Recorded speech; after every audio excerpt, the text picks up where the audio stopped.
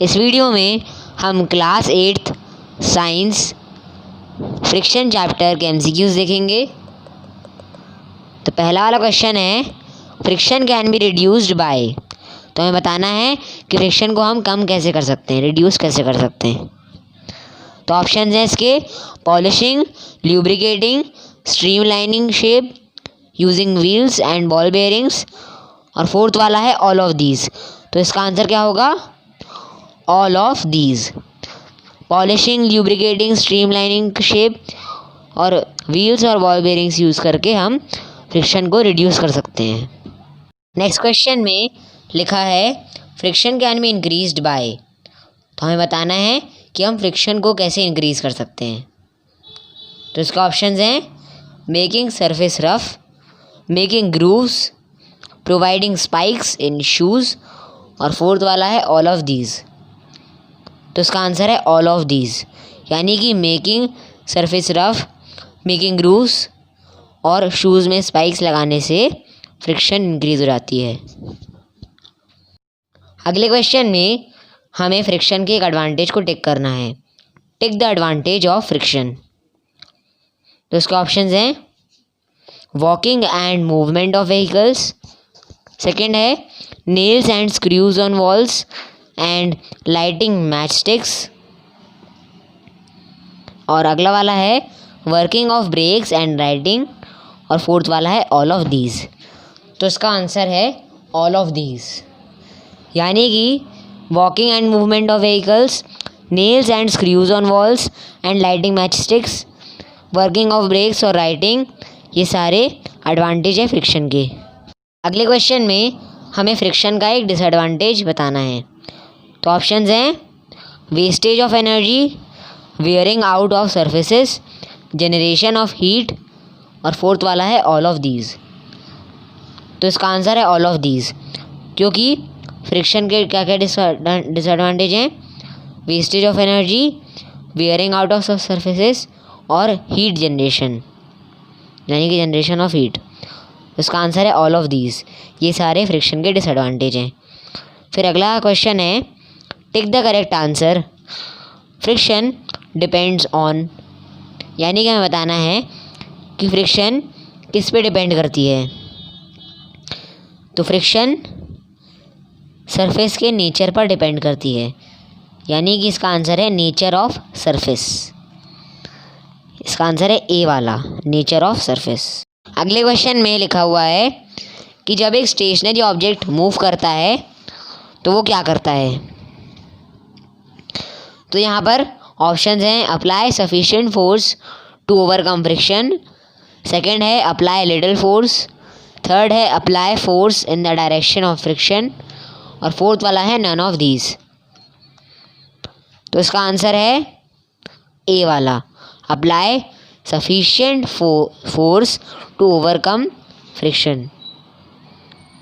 फिर अगले क्वेश्चन में लिखा हुआ है, tick the correct answer. What is the principle of spring balance. तो हमें बताना है कि स्प्रिंग बैलेंस किस प्रिंसिपल पर काम करता है। तो इसके ऑप्शंस हैं, the greater the force, the greater is the extension that the force produces in a coiled spring. Second option है, the lesser the force, the greater is the extension that the force produces in a coiled spring. Third वाला है both A and B, और fourth वाला है none of these। तो इसका answer है A वाला, the greater the force, the greater is the extension that the force produces in a coiled spring। तो इस प्रिंसिपल पर स्प्रिंग बैलेंस काम करता है। जितनी ज़्यादा फोर्स होगी उतना ज़्यादा स्प्रिंग बैलेंस का एक्सटेंशन बढ़ जाएगा। अगले क्वेश्चन में हमें लिखा गया है, name the device that measures force.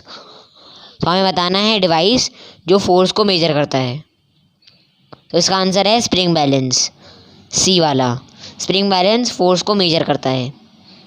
फिर अगला क्वेश्चन लिखा है, tyres of ordinary cars have dash whereas tyres of racing cars have dash. तो ये जो ब्लैंक्स दिए हमें उनको भरना है इन ऑप्शंस की मदद से। तो ऑर्डिनरी कार्स के टायर्स में क्या होता है? ग्रूव्स होते हैं, जबकि रेसिंग कार्स के टायर में होता है स्लिक्स, यानी कि इसका आंसर है ए वाला, ग्रूव्स और स्लिक्स। ग्रूव्स यहाँ पर आ जाएगा और स्लिक्स यहाँ पर आ जाएगा। अगले क्वेश्चन में लिखा है friction opposes the dash between in contact with each other. यानी कि इसका आंसर है मोशन। फ्रिक्शन कॉन्टैक्ट को रोकता है सरफेसेस के बीचों में, तो इसका आंसर है मोशन। फ्रिक्शन मोशन को अपोज करता है जब मोशन होता है सरफेसेस के बीच में। अगला सेंटेंस है friction depends on the dash of surfaces. यानी कि फ्रिक्शन किस पे डिपेंड करता है, सरफेसेस के किस पे डिपेंड करता है, तो सरफेसेस के नेचर पर डिपेंड करता है फ्रिक्शन। तो इसका आंसर है ए वाला, friction depends on the nature of surfaces. फिर अगला क्वेश्चन है फ्रिक्शन प्रोड्यूसेस डैश। यानी कि फ्रिक्शन क्या प्रोड्यूस करता है, तो फ्रिक्शन हीट प्रोड्यूस करता है। यानी कि इसका आंसर है ए वाला, फ्रिक्शन प्रोड्यूसेस हीट। फिर अगला है sprinkling of powder on the carrom board is dash friction. तो जब हम पाउडर स्प्रिंकल करते हैं कैरम बोर्ड पे तो वो कौन सी टाइप की फ्रिक्शन है, या फिर वो फ्रिक्शन पे क्या अफेक्ट करता है, क्या अफेक्ट करता है, मतलब कि उसको इंक्रीज करता है या डिक्रीज करता है। तो इसका आंसर है रिड्यूसेस, ए वाला, sprinkling of powder on the carrom board reduces friction. तो इसका आंसर है ए वाला। फिर अगला है sliding friction is dash then the static friction. तो बोला गया है जो स्लाइडिंग फ्रिक्शन है वो ज़्यादा है या कम है स्टैटिक फ्रिक्शन से। तो इसका आंसर होगा लेस, यानी कि स्लाइडिंग फ्रिक्शन कम होती है स्टैटिक फ्रिक्शन से। अगला क्वेश्चन है tick the correct answer, types of friction. यानी कि हमें फ्रिक्शन के टाइप को टिक करना है। तो यहाँ पर लिखा हुआ है static friction, sliding friction, rolling friction और ऑल ऑफ दीज। तो इसका आंसर है all of these. Static friction, sliding friction और रोलिंग फ्रिक्शन ये तीनों फ्रिक्शन के टाइप हैं। तो इसका आंसर है डी वाला, ऑल ऑफ दीज। अगले क्वेश्चन में हमें मोस्ट अप्रोप्रिएट आंसर देना है, यानी कि चूज द करेक्ट आंसर करना है। तो पहला क्वेश्चन है फ्रिक्शन इज, पहला ऑप्शन है ऑलवेज अ डिसएडवांटेज, दूसरा है ऑलवेज एन एडवांटेज, तीसरा है sometimes a disadvantage and sometimes an advantage, और फोर्थ वाला है neither a disadvantage nor a advantage. तो फ्रिक्शन कभी कभी डिसएडवांटेज होता है और कभी कभी एडवांटेज होता है। क्योंकि डिसएडवांटेज कैसे, अगर हमारी मशीन्स चलती हैं तो फ्रिक्शन उनमें हीट जनरेट करता है और उनको वेयर आउट कर देता है, यानी कि जल्दी ख़राब कर देता है। और एडवांटेज ये है कि फ्रिक्शन हमें वॉक करने देता है, अगर फ्रिक्शन नहीं होता तो हम वॉक नहीं कर पाते। तो इसका आंसर क्या होगा, सी वाला, sometimes a disadvantage and sometimes an advantage. फिर अगला क्वेश्चन है it is difficult to walk on ice because. तो हम आइस पे वॉक क्यों नहीं कर पाते, या आइस पे वॉक करना इतना डिफ़िकल्ट क्यों होता है। तो इसका आंसर है फ्रिक्शन क्योंकि लो होती है, उस सरफेस पे फ्रिक्शन बहुत लो होती है, इसलिए आइस पर वॉक करना डिफ़िकल्ट होता है। तो इसका आंसर है डी वाला, डी वाला, फ्रिक्शन इज़ लो। फिर अगला है friction can be increased by.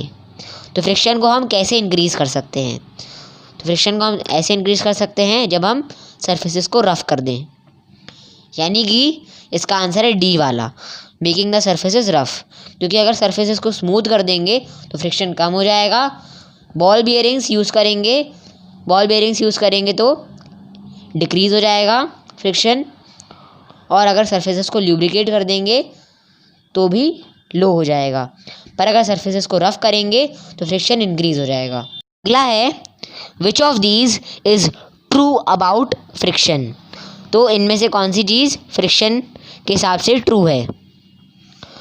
तो ऑप्शंस हैं it can stop a moving object, second वाला है it can change the shape of an object, third वाला है it can change the direction of a moving object, और fourth वाला है it can make a moving object move faster.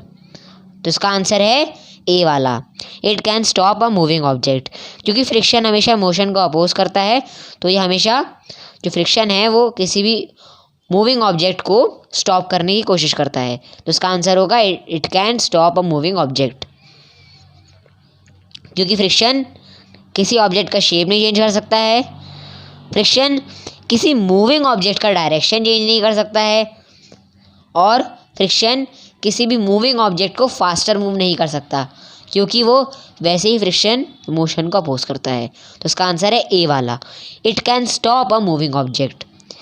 फिर fifth वाला question है in which case is friction are disadvantage, तो किस केस में फ्रिक्शन डिसएडवांटेज होता है। तो ऑप्शंस हैं running a machine, walking, applying brakes और राइडिंग। तो इसका आंसर है ए वाला, running a machine. Friction disadvantage है, अगर हम एक मशीन रन करते हैं तो उसके लिए डिसएडवांटेज है फ्रिक्शन, क्योंकि ये फ्रिक्शन मशीन में हीट जनरेट कर देगी फ्रिक्शन की वजह से, और क्या होगा वो जल्दी ख़राब हो जाएगी मशीन। तो इसका आंसर है ए वाला, running a machine. Walking, applying brakes और राइडिंग ये तो सब एडवांटेज हो जाएंगे फ्रिक्शन के। तो इसका आंसर है रनिंग अ मशीन। फिर अगला है ball bearings are useful because, यानी कि बॉल बेयरिंग्स यूज़फुल क्यों होती हैं। तो बॉल बेयरिंग्स इसलिए यूज़फुल होती हैं क्योंकि जो रोलिंग फ्रिक्शन होता है वो लेस होता है स्लाइडिंग फ्रिक्शन से, यानी कि अगर हम स्केटिंग करते हैं तो हमें ज़्यादा फोर्स नहीं लगाना पड़ता है मूव करने के लिए, क्योंकि फ्रिक्शन कम होता है। वैसा ही लिखा है यहाँ पर कि रोलिंग फ्रिक्शन स्लाइडिंग फ्रिक्शन से कम होता है। जब हम स्लाइड करते हैं तो जो फ्रिक्शन होता है वो ज़्यादा होता है रोलिंग फ्रिक्शन से। अगर वही चीज़ हम स्केटिंग करेंगे तो हम स्केटिंग करने में हमें ज़्यादा प्रेशर नहीं लगेगा, यानी कि फ्रिक्शन कम लगेगी। तो इसका आंसर है बी वाला, rolling friction is less than sliding friction. तो इसलिए बॉल बेयरिंग्स यूज़फुल होती हैं, क्योंकि स्केट्स में बॉल बेयरिंग्स लगी रहती हैं। अगला क्वेश्चन है वेरी शॉर्ट आंसर क्वेश्चंस, हमें वन वर्ड आंसर देना है, गिव वन वर्ड आंसर। तो पहला है friction always opposes motion, friction हमेशा मोशन को अपोज करता है, तो इसका आंसर है मोशन। फिर अगला है friction is caused by dash on the surfaces in contact. तो फ्रिक्शन हमेशा कैसे कॉज होता है, जब सरफेसेस जब कांटेक्ट में होती हैं, दो सरफेसेस कांटेक्ट में होती है तो किसी एक सरफेस या फिर दूसरी सरफेस में इर्रेगुलरिटी होती है। यानी कि जब हम चप्पल पहनते हैं या फिर शूज़ पहनते हैं तो शूज़ में स्पाइक्स रहते हैं, जिसकी वजह से इर्रेगुलरिटी आ जाती है सरफेस में। और अगर ज़मीन स्मूथ है और वहाँ पे अगर हम स्पाइक्स वाले जूते पहनेंगे तो फ्रिक्शन बढ़ जाएगा, यानी कि फ्रिक्शन कॉज हो जाएगा। तो इसका आंसर है friction is caused by irregularities on the surface in contact. फिर है अगला वाला इज फ्रिक्शन अ कॉन्टैक्ट और अ नॉन कॉन्टैक्ट फोर्स। तो फ्रिक्शन एक कॉन्टैक्ट फोर्स है या नॉन कॉन्टैक्ट फोर्स है। तो फ्रिक्शन कब होती है, जब दो सरफेसेस एक दूसरे से मिलती हैं यानी कि जब कांटेक्ट में आती हैं। तो इसका आंसर क्या होगा, friction is a contact force. तो इसका आंसर है कांटेक्ट फोर्स। फिर अगला है the smoother a surface is the dash will be the friction. तो इसका आंसर है लेसर। जितनी स्मूथ होगी सरफेस उतना कम फ्रिक्शन का प्रेशर लगेगा, फोर्स लगेगा। क्योंकि आपने देखा होगा जब हम स्केट्स पहनते हैं तो स्केट्स के जो व्हील्स होते हैं वो इतने स्मूथ होते हैं कि उस पर फ्रिक्शन बहुत कम लगता है, तो हम बहुत देर तक रोल कर पाते हैं बिना किसी फोर्स लगाए। तो इसका आंसर क्या होगा, the smoother a surface is the lesser will be the friction. अगला है brakes on cars will work best if the friction between the brake shoes and wheels is reduced, true और false.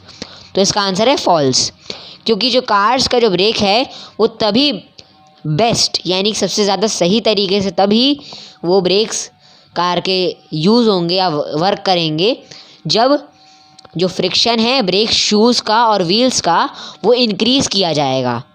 यानी कि जब break shoes और wheels के बीच में जो फ्रिक्शन है वो इंक्रीज़ करी जाएगी, बढ़ाई जाएगी, तो वो ब्रेक्स जो कार में हैं वो अच्छी तरीके से वर्क करेंगे। क्योंकि फ्रिक्शन मोशन को अपोज करता है। तो जब हम गाड़ी चला रहे रहते हैं तो गाड़ी मोशन में होती है, तो मोशन से रोकने के लिए हम फ्रिक्शन का यूज़ करते हैं, जो कि कार के व्हील्स और ब्रेक शूज़ में लगता है। तो कार के जो ब्रेक शूज़ और व्हील्स हैं उनमें जो फ्रिक्शन है हमें वो इंक्रीज़ करना पड़ेगा, तभी कार में जो ब्रेक्स हैं वो सबसे ज़्यादा सही तरीके से वर्क करेंगे। तो इसका आंसर है फॉल्स। अगला क्वेश्चन है, अ machine with moving parts will become less hot while running if it is well lubricated, true और फॉल्स। तो लिखा हुआ है कि एक मशीन जिसके पास मूविंग पार्ट्स हैं वो कम गर्म होगी अगर वो मशीन अच्छी तरीके से ल्यूब्रिकेटेड होगी। तो इसका आंसर है ट्रू, क्योंकि एक मशीन में जब वो ल्यूब्रिकेटेड होगी तो फ्रिक्शन कम होगा, और फ्रिक्शन कम होगा तो वो ज़्यादा डैमेज नहीं होगी और ज़्यादा गर्म भी नहीं होगी, यानी कि हीट जो जनरेटेड होगी वो बहुत कम होगी। तो इसका आंसर है ट्रू। फिर अगला है, friction due to fluids is called dash. तो हमें बताना है कि जो फ्रिक्शन जो फ्लूइड्स एक्सर्ट करते हैं उसे क्या कहते हैं। तो उसका आंसर है ड्रैग। जो फ्रिक्शन फ्लूइड्स एक्सर्ट करते हैं अपनी सराउंडिंग्स पे वो होती है ड्रैग। और फ्लूइड्स कौन से, एयर और वाटर। फिर अगला है, rolling friction is dash than sliding friction. तो जो रोलिंग फ्रिक्शन है वो स्मॉलर है या फिर या ग्रेटर है स्लाइडिंग फ्रिक्शन से, हमें ये बताना है। तो रोलिंग फ्रिक्शन है वो स्मॉलर होता है स्लाइडिंग फ्रिक्शन से, क्योंकि जब हम स्केट चलाते हैं तो कम फ्रिक्शन लगता है हम पे, जबकि अगर हम स्लाइड करते हैं स्लाइड से तो हम में ज़्यादा फ्रिक्शन लगता है रोलिंग फ्रिक्शन के कंपेयर में। तो इसका आंसर है rolling friction is smaller than sliding friction, यानी कि रोलिंग फ्रिक्शन कम होता है स्लाइडिंग फ्रिक्शन से। फिर अगला है, to reduce fluid friction the object should have dash shape. तो यहाँ लिखा हुआ है कि अगर हमें फ्लूइड फ्रिक्शन को कम करना है, फ्लूइड फ्रिक्शन यानी कि ड्रैग को कम करना है, तो ऑब्जेक्ट के पास कैसा शेप होना चाहिए। तो ऑब्जेक्ट के पास स्ट्रीमलाइंड शेप होना चाहिए, क्योंकि स्ट्रीमलाइंड शेप फ्रिक्शन को अपोज करता है, तो फ्रिक्शन कम एक्सर्ट होती है उस ऑब्जेक्ट पे। तो इसका आंसर है, to reduce fluid friction the object should have a streamlined shape.